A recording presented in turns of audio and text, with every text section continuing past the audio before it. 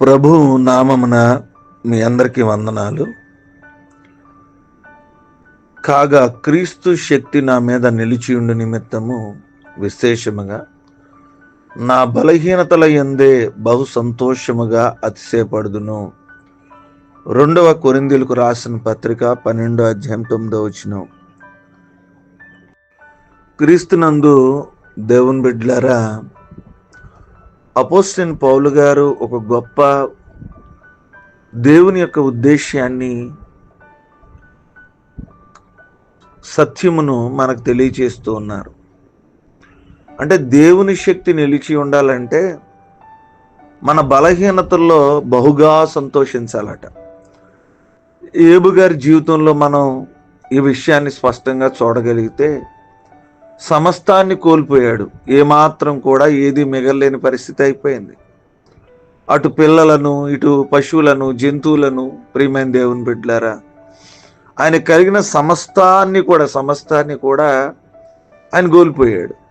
కోల్పోయినప్పుడు ఆయన ఎలా సంతోషిస్తున్నాడు? యెహోవా ఇచ్చాడు, యెహోవా తీసుకున్నాడు. అంటే తన బలహీనతను దేవుని ఆరాధించడానికి కానీ, సంతోషించడానికి కానీ ఆటంకంగా ఉంచుకోవాలి.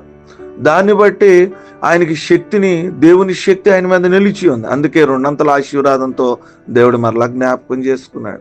ఈరోజు ఎలాంటి బలహీనతల్లో, సమస్యల్లో, శోధనలో ఉన్నా కూడా సంతోషంగా ఉండాలి. కానీ బలహీనపరచబడి కన్నీటితో కానీ, నీ కలిగిన సమస్యలను బట్టి వేదనతో కానీ, దేవుడు మరలా చెప్తున్న సంతోషించండి, ఆనందించండి, మరలా చెప్తున్నానన్న మాటల ప్రకారంగా మనం జీవించకపోతే క్రీస్తు యొక్క శక్తి మన మీద నిలిచి ఉండదు. దేవుని యొక్క శక్తి మన మీద నిలిచి ఉండదు. దేవుని శక్తి మరలా నీ మీద బలముగా నిలిచి ఉండి దేవుని కార్యాలు జరగాలి అంటే బలహీనతల్లో, సమస్యల్లో, శోధనలలో మనము ఆనందించలేని స్థితిలో ఉండకూడదు. సంతోషంగా ఉంటే దేవుడు వాటి అన్నిటిని తీసివేసి గొప్ప శక్తిగా నీకు ఇచ్చి, బలవంతుడిగా నేను జ్ఞాపకం చేసుకుని, గొప్ప ఆశీర్వాదం ఇచ్చి ఎంత సంతోషంగా ఉంటావో అంత క్రీస్తు యొక్క శక్తి మన మీద నిలిచి ఉంటుంది.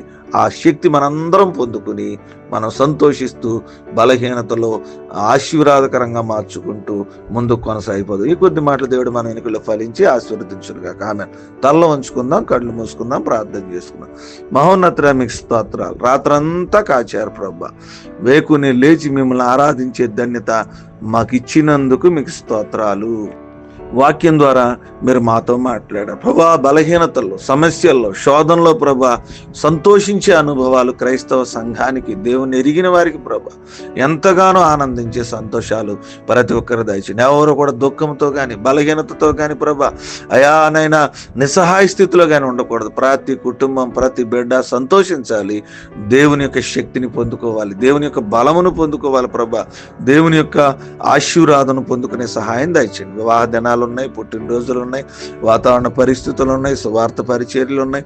ప్రతి పనిలో కూడా మీ సహాయము, మీ సహకారం అందరికీ దయచేసి ఈ దినపు దీవెనలతో నడిపించమని ప్రార్థన యేసు నామమున నడుచున్నాను తండ్రి. ఆమేన్.